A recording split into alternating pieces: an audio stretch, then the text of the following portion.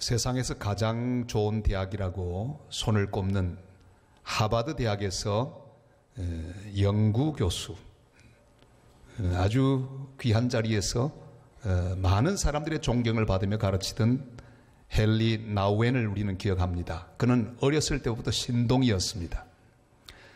그리고 그가 쓴 20권 이상의 책들이 모두 다 베스트셀러입니다. 세계의 모든 사람들은 그를 존경하고 추앙했습니다. 그는 모든 것을 다 가지고 있었습니다. 명성과 지위, 돈, 모든 것 다 가지고 있었습니다. 그런데 어느 날 갑자기 그 모든 걸 전부 버렸습니다. 장애인 시설인 데이브레이크라고 하는 그런 기관에 들어가서 평직원이 되었습니다. 장애인을 돌보는 일을 하다가 그는 주님 앞에 몇 년 전에 갔습니다. 많은 사람들이 그를 향해 물었습니다. 왜 좋은 것 전부 버리고 엉뚱한 짓을 하느냐? 그는 대답합니다. 나는 그동안 성공과 인기라는 이름의 꼭대기를 향해서 올라가고 또 올라갔다. 그러나 한 장애인을 만난 후에 나는 내리막길을 통해서 예수 그리스도를 만날 수 있었다. 그렇게 대답했습니다. 그는 모든 것을 취하기 위하여 올라갔고 실제로 취했습니다. 그러나 하나님 앞에서 그는 비우는 삶, 버리는 삶을 살다가 행복하게 그의 인생을 마쳤습니다. 우리는 더 채우기를 원합니다. 지식도 채우고 돈도 더 채우고 권력도 더 채우고 배경도 끈도 더 채우고 쾌락도 더 채우기를 원합니다. 그런데 사실은 이 채우는 것은 열심히 노력하면 채워질 수도 있습니다. 어렵지만 채우는 것이 그렇게 불가능한 것은 아닙니다. 그런데 더 어려운 것이 있습니다. 그게 바로 비우기입니다. 그리스도인이 된다고 하는 것은 더 많이 채우는 비결을 발견하는 것이 아닙니다. 어떻게 하면 잘 비울 수 있는가 하는 놀라운 비밀을 발견하는 것이 그리스도인이 된다고 하는 의미입니다. 우리가 오늘도 묵상하고 바라보는 갈보리 십자가는 바로 예수님이 우리를 위해서 어떻게 비우셨는가 하는 것을 보여주는 놀라운 현장입니다. 예수님이 우리에게 보여주신 십자가의 비우심은 어떻게 나타났습니까? 예수님은 그 자신을 하나님과 동등하다고 여기지 아니하셨습니다. 6절 이렇게 말씀하죠. 다 같이 읽습니다. 그는 근본 하나님의 본체시나 하나님과 동등됨을 취할 것으로 여기지 아니하시고 아멘. 예수님은 하나님의 아들입니다. 말하자면 하나님이십니다. 동일한 권세와 동일한 능력을 가지고 계신 하나님이십니다. 그러나 예수님은 그렇게 여기지 않았습니다. 자신의 사명을 잘 아시기에 하나님과 동등되다고 여기지 않았습니다. 거기서부터 주님의 놀라운 구속의 역사가 시작되죠. 주님은 자신의 사명을 너무나 잘 알아 그 말씀들을 기억하고 계셨습니다. 요한복음 10장 14절 15절 말씀 다 같이 읽습니다. 나는 선한 목자라. 나는 내 양을 알고 양도 나를 아는 것이 아버지께서 나를 아시고 내가 아버지를 아는 것 같으니 나는 양을 위하여 목숨을 버리노라. 아멘. 예수님은 아버지의 뜻을 잘 아셨습니다. 자기가 무엇하는 사람인지를 잘 알고 계셨습니다. 하나님과 동등한 아들이시지만 동등하다고 여기지 않으시고 세상 죄를 지고 가는 하나님의 어린 양으로 여기셨습니다. 그가 아들이시면서도 받으신 고난으로 순종함을 배우셨습니다. 여러분, 자기를 아는 것이 중요합니다. 내 인생을 어떻게 여기느냐, 내 사명에 대해서 어떻게 여기느냐, 내가 당하는 여러 가지 어려움과 고난에 대하여 어떻게 여기느냐, 이것이 바로 성숙한 신앙의 출발점이 될 수 있을 것입니다. 우리 문제가 무엇입니까? 나는 제법 괜찮은 사람이라고 생각하는 것이 문제입니다. 나는 존경받고 대접받아야 할 사람이라고 여깁니다. 그래서 조금만 대접이 소홀하고 나를 대하는 태도가 좋지 않으면 화가 납니다. 남이 나에 대해 조금만 비방해도 발끈합니다. 그러나 사실 우리 모두는 죄인입니다. 부족합니다. 하나님 앞에 형편없는 존재들입니다. 연약한 사람들입니다. 인간을 영어로 어떻게 말하지요? 휴먼이라고 말합니다. 이 말은 휴무스라고 하는 말에서 나옵니다. 무슨 뜻일까요? 흙이라고 하는 뜻입니다. 하나님은 흙으로 사람을 만들었습니다. 별것 아닙니다. 우리 모두는 흙입니다. 원래 우리의 출발점이 흙입니다. 아무것도 아닌 가치 없는 흙을 가지고 하나님의 은혜로 우리를 빚어서 만들었습니다. 그게 사람입니다. 그래서 겸손이란 말 역시 휴모스에서 나오는데 humility. 다시 말하면 내 출발을 아는 것, 내 근본을 아는 것, 그게 바로 겸손입니다. 우리는 흙입니다. 흙으로 왔으니 흙으로 돌아갈 것입니다. 장례식 할 때마다 흙을 뿌리는 순서가 있습니다. 주례 목사는 그렇게 말합니다. 흙에서 왔으니 흙으로 돌아갈지니라고 샥 뿌립니다. 여러분 다 흙입니다. 이 출발을 알고 이 근본을 안다면 우리는 겸손할 수밖에 없습니다. 인도의 위대한 선교사 윌리엄 캐리, 지금도 온 세계 그리스도인들이 존경하는 그런 우리의 믿음의 선배입니다. 그가 인도 사역을 다 마치고 고국으로 돌아왔습니다. 임종 직전입니다. 그 옆에서 그를 돌보는 간호사가 그 위대한 하나님의 종이 떠나는 그 순간을 지키다가 묻습니다. 선교사님, 혹시 하실 말씀이 없으십니까?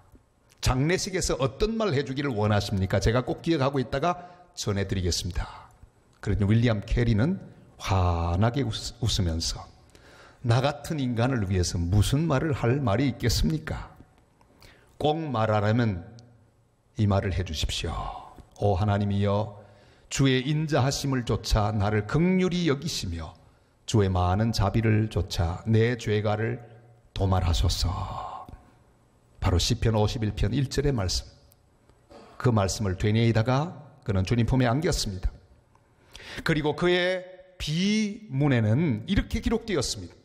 윌리엄 캐리 1701년생, 죄 많으며 약하고 능력 없는 벌레인 나는 당신의 자비하시고 거룩하신 팔에 의지하여 잠드나이다. 사랑하는 여러분, 우리는 우리에 대해서 너무 점수를 후하게 줍니다. 제법 무엇인가 이룬 사람이라고 생각합니다. 제법 신뢰할 만한 존재라고 생각합니다. 제법 선한 사람으로 생각합니다. 제법 무엇인가 할 수 있는 존재라고 생각합니다. 그러나 주님께서 우리를 향해 말씀합니다.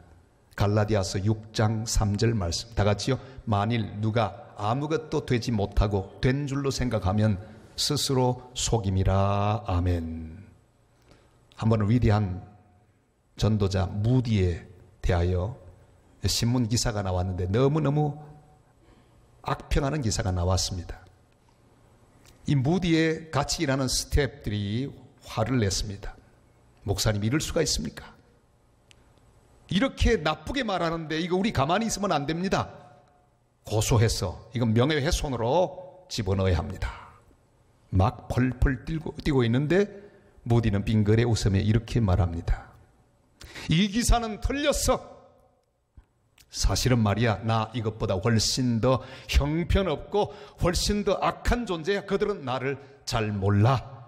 그러며 끌끌끌 웃었다고 합니다. 그렇습니다. 우리 예수님은 하나님의 아들이시라도 스스로 동등됨을 취하지 않으셨습니다. 여러분, 우리 자신을 바로 알아야 합니다. 나는 형편없고 부족하고 죄 많은, 하나님 앞에 그의 은혜가 아니면 아무것도 할 수 없는 존재인 것으로 인정하고 여기는 것에서 우리의 아름다운 믿음의 삶은 시작됩니다. 우리 주님은 스스로 그렇게 여기셨습니다. 동등됨을 취할 것으로 여기지 아니하시고 한 걸음 나가서 스스로 자기를 비우셨다, 그렇게 말씀하고 계십니다. 7절을 다 같이 읽겠습니다. 오히려 자기를 비워 종의 형체를 가지사 사람들과 같이 되셨고. 아멘. 자기를 비운다는 뜻이 무엇일까요? 중국 성경을 보면 바로 이 부분에 빌 허자가 나옵니다. NIV 영어 성경을 보면 nothing으로 나옵니다. 아무것도 아닌 것. 그게 비운다는 의미입니다. 또 다른 성경을 보면 empty로 나옵니다. 텅텅 빈 것. 그걸 다 종합하면 무슨 뜻일까요? 스스로 가진 모든 권리와 특권을 포기한다는 뜻입니다. 우리 주님 예수 그리스도가 원래 가지셨던 하나님 아들의 자리와 권세를 포기하셨습니다. 가장 힘없고 가난한 사람으로 이 땅에 오셨습니다. 그리고 우리를 구원해 주셨습니다. 주님이 가지신 생명의 권세를 스스로 버리심으로 죽음 가운데 있는 우리를 살려주셨습니다. 모든 것을 가지신 창조주 하나님의 권세와 특권을 버리시고 스스로 없는 자가 되셔서 우리를 부요하게 해주셨습니다. 고린도후서 8장 9절이 이렇게 말씀하시죠. 다 같이요. 우리 주 예수 그리스도의 은혜를 너희가 알거니와 부요하신 이로서 너희를 위하여 가난하게 되심은 그의 가난함으로 말미암아 너희를 부요하게 하려 하심이라. 아멘. 여러분 서울을 가시거든 시간이 있으면 꼭 한번 양화진 선교사 묘지에 가보시기를 바랍니다. 거기 가면 여러 선교사님들이 있는데 그 비석을 이렇게 읽어보시면서 아 여기가 이 선교사님의 묘로구나 한번 쭉 다녀보시기를 바랍니다. 그 가운데 보면 제임스 홀과 로제타 홀 바로 이 비석을 발견하게 될 것입니다. 제임스 홀은 의사로서 자신의 편한 모든 생활을 다 버렸습니다. 그리고 평양에 와서 복음을 전했던 미국 선교사입니다. 거기서 캐나다 선교사인데 로제타 홀 미국 선교사 로제타를 만나서 결혼합니다. 그리고 복음을 전합니다. 1894년 청일전쟁이 일어났습니다. 그래서 모든 외국인들의 소개령이 내렸습니다. 전부 떠나도록 그렇게 권유를 받았습니다. 그러나 이 제임스 홀은 끝까지 떠나지 않았습니다. 환자를 돌봅니다. 그러다가 그만 말라리아에 걸리고 말았습니다. 그리고 얼마 후에는 발진 티푸스까지 걸렸습니다. 그리고 주님의 부름을 받았습니다. 이 제임스 홀이 죽을 때 이제 막 걷기 시작한 어린 아들이 있었습니다. 그리고 사랑하는 젊은 아내의 뱃속에는 7개월 된 딸이 있었습니다. 슬픔 가운데 그의 아내 로제타는 조선 땅을 떠납니다. 미국에 갔다가 시댁이 있는 캐나다로 갔습니다. 남편을 파송했던 교회에 출석했는데 그때 그 교회 성도들이 말합니다. 우리는 당신의 남편 때문에 조선을 품게 되었습니다. 이제 당신과 당신의 자녀들을 우리가 책임지겠습니다. 다시 보내드리니 조선으로 돌아가 남편의 뒤를 이어서 복음을 전해 주십시오. 로제타 선교사는 다시 일어났습니다. 자신의 모든 안위를 다 포기하고 자신의 계획을 다 버린 다음에 다시 돌아와 놀라운 선교의 열매를 맺게 되었습니다. 평양 기홀병원, 농아학교, 또 현재 2대 부속병원인 동대문병원, 인천 기독병원, 인천 간호보건대학 등 여러 병원과 학교를 설립했습니다. 수많은 사람들에게 복음을 전하다가 남편 곁에 나란히 묻혔습니다. 주님께서 스스로 자기를 비우셔서 우리를 구원하셨으니 마땅히 우리도 우리를 비워야 합니다. 복음을 위하여, 교회를 위하여, 하나님 영광을 위하여 내가 비울 것은 무엇입니까? 내가 포기할 권리는 무엇입니까? 마땅히 주장할 수 있지만 버려야 할 특권은 무엇입니까?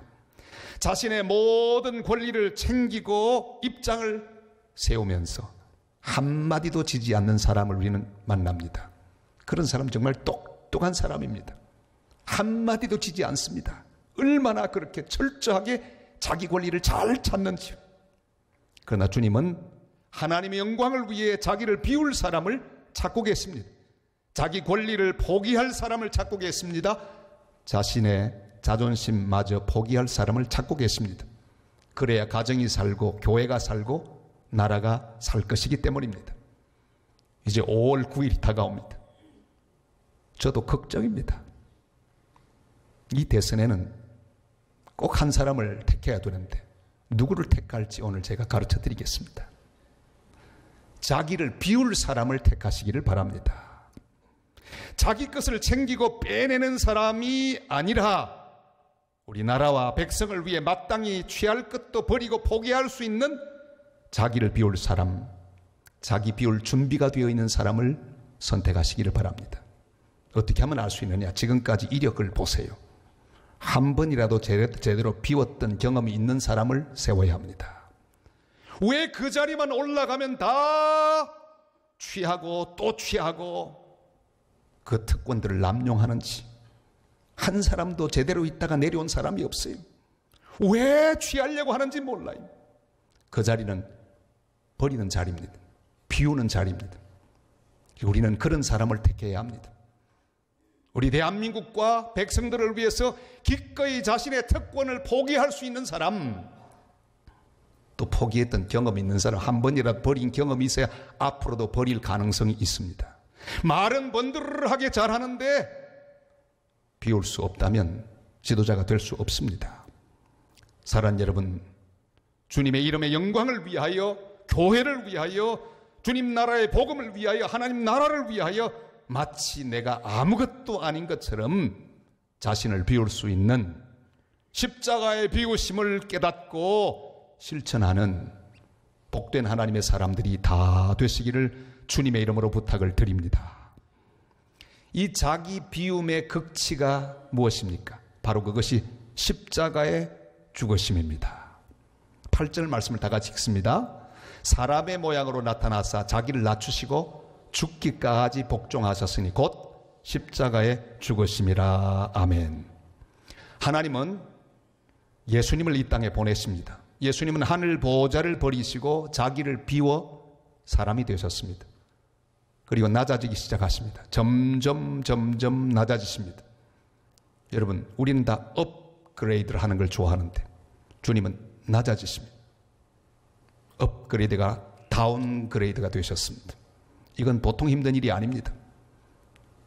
저는 갤럭시 노트 7을 쓰다가 그게 얼마나 좋았던지요. 저는 주로 이 메모를 많이 합니다. 설교 착상도 쓰고 특별히 기사를 읽다가 듣다가 떠오르는 모든 생각들을 씁니다. 그것이 하나님 말씀 설교로 나오죠. 필기감이 얼마나 좋았는지. 그만 갤럭시 노트 7이 폭탄이 되지 않았습니까? 그런 바람에 그걸 바꿨습니다. 뭘로 바꿨을까요? 갤럭시 노트 5로 바꿨습니다. 한참 뒤로 물러갔습니다. 그걸 쓰기는 쓰는데 필기감이 얼마나 안 좋은지. 여러분, 올라가는 건 편하게 할 수 있습니다. 내려가는 거 얼마나 어려운지 몰라요. 그래서 부자가 가난하게 되면 그 모습이 얼마나 처량한지 몰라요. 가난한 사람이 부자 된 것은 꽤 보아줄만 한데 이게 세상에 힘듭니다. 하나님은 원래 모든 것 위에 뛰어나신 우리의 경배를 받으실 분입니다. 그런데 우리 주님 예수 그리스도는 사람이 되셨습니다. 다운그레이드가 되셨습니다. 사람 중에도 가장 가난하고 힘없는 식민지 국가인 이스라엘 나라 백성으로 오셨습니다. 그 중에 더 가난한 베들레헴 말구유에 오셨습니다. 변두리 나사렛 목수집 장남으로 자라셨습니다. 그리고 가장 천하고 버림받은 살인 강도가 지는 십자가를 지시고 골고다 언덕에서 피 흘리며 죽으셨습니다. 이것은 주님의 순종이었습니다. 억지로 할 수 없어 붙잡혀서 그렇게 억지로 돌아가신 것이 아니라 스스로 택하시는 순종이었습니다. 요한복음 10장 18절이 이렇게 말씀하시죠. 다 같이요. 이를 내게서 빼앗는 자가 있는 것이 아니라 내가 스스로 버리노라. 나는 버릴 권세도 있고 다시 얻을 권세도 있으니 이 계명은 내 아버지에게서 받았노라 하시니라. 아멘. 주님은 강제로 힘이 없어 십자가 지신 것이 아닙니다. 우리를 구원하기 위하여 스스로 순종하여 지신 십자가였습니다. 완전히 다 비운 현장, 그게 바로 갈보리 십자가입니다. 인간 모두는 자꾸만 올라가기를 원합니다. 더 가지기를 원합니다. 더 채우기를 원합니다. 그런데 믿음으로 사는 우리의 삶을 가만히 보면 때로는 채워지기는커녕 점점 자꾸 비어가는 때가 있습니다. 올라가기는커녕 점점 추락하는 것을 경험할 때가 있습니다. 여러분, 모세의 삶이 그랬습니다. 그는 40년 동안 애굽의 왕자로서 채워지고 또 채웠습니다. 모든 것이 충만하게 있었습니다. 그런데 그 다음 40년 광야로 하나님이 몰아가셔서 다 비우게 하셨습니다. 가진 것 모두가 없어졌습니다. 텅텅 비었습니다. 꿈도 의욕도 기쁨도 다 비었습니다. 그러나 그가 완전히 비어졌을 때 하나님은 그를 호렙산으로 부르셨습니다. 모세야, 모세야, 네가 서 있는 곳은 거룩한 땅이니 내 발에서 신을 벗어라. 다 비워진 다음에 주님은 채워주셨습니다. 또 다른 40년 동안 그는 순종하면서 주님 주신 사명의 십자가를 지고 출애굽의 역사를 이루었습니다. 사랑하는 성도 여러분, 혹시 지금 비고 있습니까? 걱정하지 마십시오. 주님은 채우기 위하여 비우십니다. 쓰러지셨습니까? 주님은 일으키기 위하여 우리를 넘어지게 하십니다. 능력을 더하시기 위하여 힘을 뺐습니다. 한 번은 어떤 성도가 너무 심한 고통을 당했습니다. 억울하기도 하고 괴롭기도 하고 피곤하기도 하고 힘들기도 하고 너무너무 절망적이어서 하나님 앞에 기도합니다. 하나님, 억울합니다. 힘듭니다. 고통스럽습니다. 쓰라립니다. 왜 저를 그냥 두고 보십니까? 그러면서 밤에 잠도 자지 않고 계속 기도했습니다. 한참 기도하는데 기도 중에 뭔가 보이더래요. 조그만 것이 보이는데 가만히 보니까 구더기 같은 것이 보이더래요. 꼬물꼬물하는 구더기. 아이고, 더러운 구더기. 이렇게 보고 있는데 이 구더기가 점점 클로즈업이 되더니 자기 눈앞으로 다가오더래요. 근데 가만히 보니까 거기 사람의 얼굴이 나타나는데 보니까 바로 십자가에 달리신 예수님의 모습. 주님이십니까? 바로 그 주님이 자기를 향해 이렇게 말씀하시더랍니다. 사랑하는 아들아, 네가 아팠으면 나보다 더 아팠냐? 네가 억울했으면 나보다 더 억울했냐? 네가 배반을 당했으면 나보다 더 배반당했냐? 네가 버림받았으면 나보다 더 버림받았더냐? 그 성도는 대답할 수가 없었습니다. 눈물 흘리며 대답합니다. 주님, 아닙니다. 그는 십자가의 주님을 바라보고 그 자리를 들고 믿음으로 일어나서 주님이 원하시는 삶을 힘있게 계속 살았다고 하는 귀한 간증을 들었습니다. 십자가는 비움의 현장입니다. 하나님께서 우리를 어떤 상황으로 몰고 가시든지 우리는 감사함으로 끝까지 십자가를 져야 합니다.